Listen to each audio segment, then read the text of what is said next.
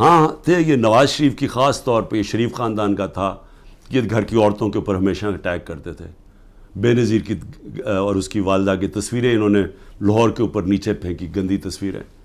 انہوں نے وہ جو ویڈیو ٹیپس، مریم ماہر ہے ٹیپس کے اوپر، وہ ٹیپس بنا لیتے ہیں، بلیک میل کرتے ہیں. یہ تو تھا ان کی روایت پرانی. لیکن یہ ہماری اس قوم کے اندر ہمارے کبھی بھی ویلیو سسٹم میں اس طرح ہم کبھی بھی نہیں گرے تھے. اس کے علاوہ لوگوں کو اغوا کیا ہوا ہے. اور میں یہ ذرا بتا دوں کہ ہمارا اظہر ماشوانی، ہمارے وہ سوشل میڈیا کا، اس کا بھائی کو 2 مہینے سے اٹھایا ہوا ہے. ہمارا جو علی اوان ہے ہمارے اسلام آباد سے جو ایم این ہے، ان کے بھائی کو، وہ ایک پروفیشنل ہے، اس کا تعلق ہی کوئی پارٹی سے نہیں ہے، اس کو اغوا کر کے لے گئے.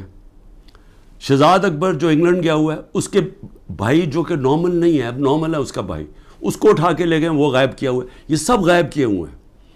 جب عدالت میں جاتے کہتی تھی پیش کرو، پولیس کہتی جو ہمیں پتہ ہی نہیں کدھر گئے. اعظم خان جو میرے پرنسپل سیکرٹری تھے، ان کو اٹھا کے غائب کر دیا ہے. اور کوشش کیا ہو رہی ہے اس کو اپروور بنانے کی، جی عمران خان کے خلاف کوئی سٹیٹمنٹ دیں کہیں نہ. تو شہزاد اکبر جو انگلینڈ میں بیٹھا، اس کو میسیجز آ رہی ہیں ہم سب کچھ چھوڑ دیں گے اگر تم عمران خان کے خلاف اپروور بن جاؤ کہ اس کے خلاف کوئی سٹیٹمنٹ دے دو. اور عمران ریاض، اب اس کا کیا تعلق تھا 9 مئی کے ساتھ؟ وہ غائب کیا ہوا ہے. اس کو بھی عدالت کہہ رہی ہے اس کو بلاؤ، وہ بھی نہیں آ رہا. یعنی کب پاکستان میں ایسے ہوا تھا؟ کون سے ایک ملک جو کہتا ہے، ابھی بھی ہم کہتے ہیں ہم جمہوریت ہیں، کس ملک کے اندر اس طرح کی نہ عدالتوں کی سنی جاتی ہے، نہ لوگوں کے فنڈامنٹل رائٹس کی کسی کو کوئی پرواہ ہے؟ جو مرضی طاقتور جو فیصلہ کرتا ہے، وہ سمجھتا ہے وہ کرنا چاہے وہ کر سکتا ہے. تو میرا سوال یہ ہے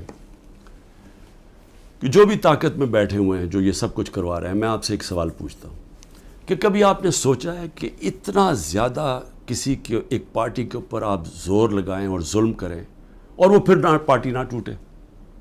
پنجاب کے اندر کتنے ٹکٹ ہولڈرز